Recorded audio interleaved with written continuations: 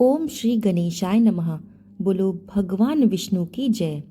पाप मोचनी एकादशी व्रत कथा।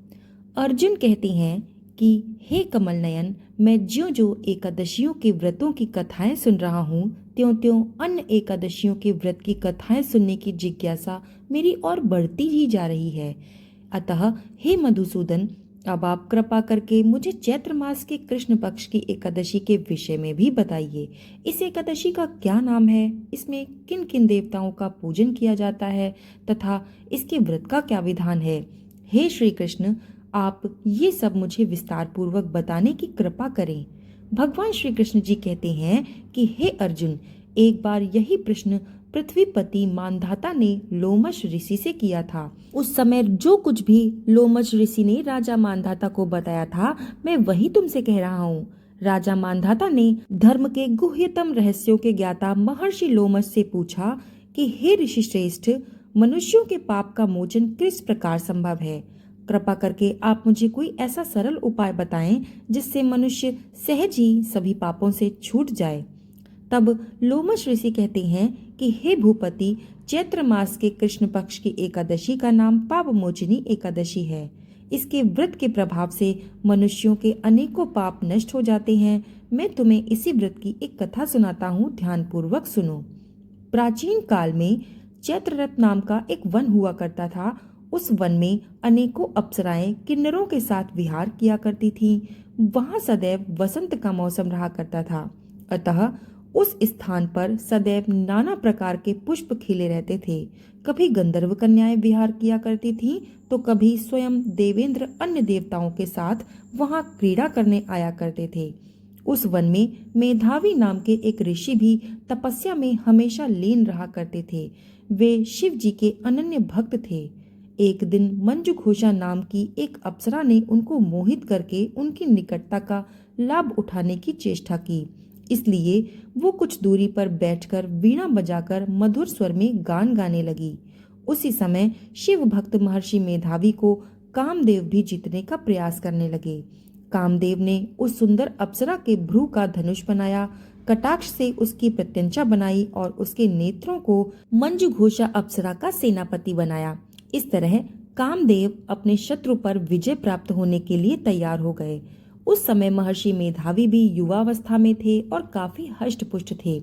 उन्होंने यज्ञोपवीत तथा दंड धारण करके रखा था। महर्षि स्वयं दूसरे कामदेव के समान प्रतीत हो रहे थे। उस मुनि को देखकर कामदेव के वश में आई हुई मंजुघोषा ने धीरे धीरे मधुर वाणी से वीणा पर गायन आरंभ किया, तो महर्षि मेधा भी मंजुघोषा के मधुर गायन तथा उसके सौंदर्य पर मोहित होने लगे।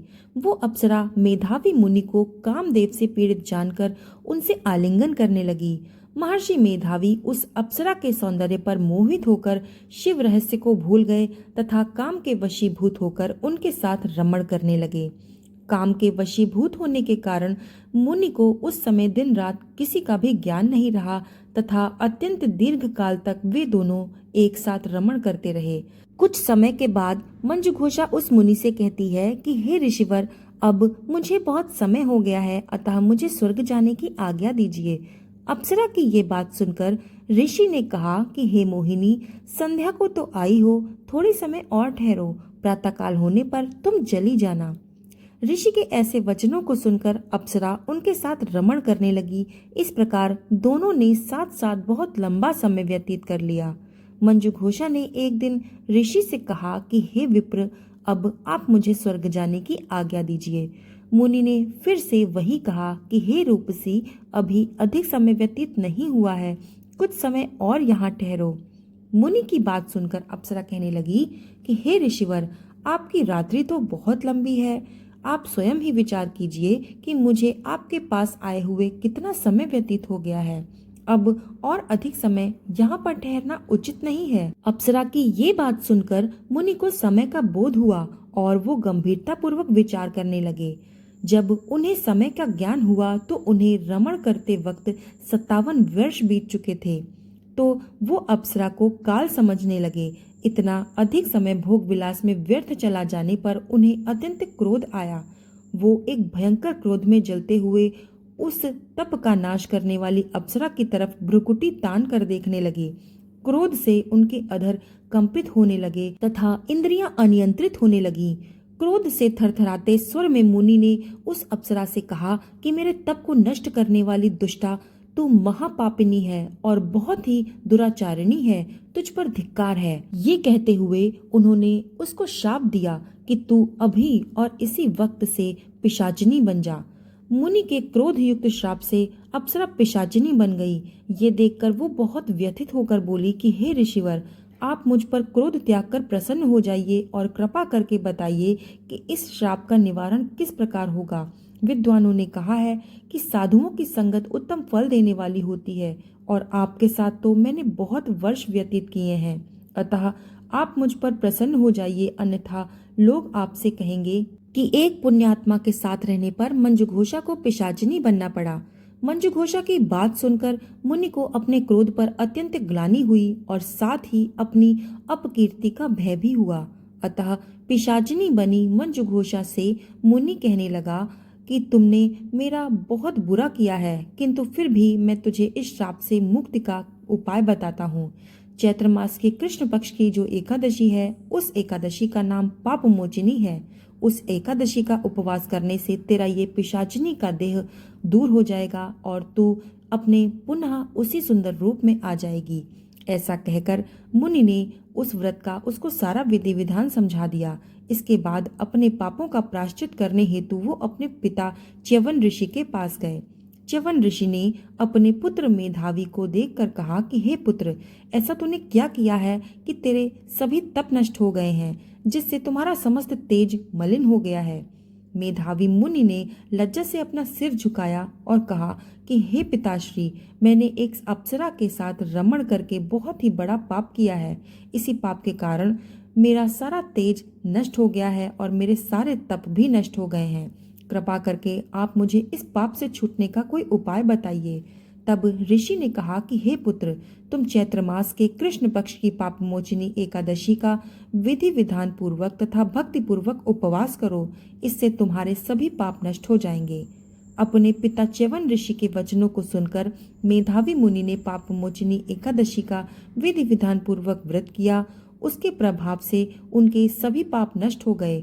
मंजुघोषा अप्सरा ने भी पाप मोचनी का उपवास करने से पिशाचिनी की देह त्याग दी और अपना पुनः वही सुंदर रूप धारण करके वो स्वर्गलोक को लौट गई। लोमश ऋषि ने कहा कि हे राजन, इस पाप मोचनी एकादशी के प्रभाव से मनुष्य के सभी पाप नष्ट हो जाते हैं। इस एकादशी की कथा के श्रवण व पठन मात्र से 1 सहस्त्र गोदान करने का फल प्राप्त होता है।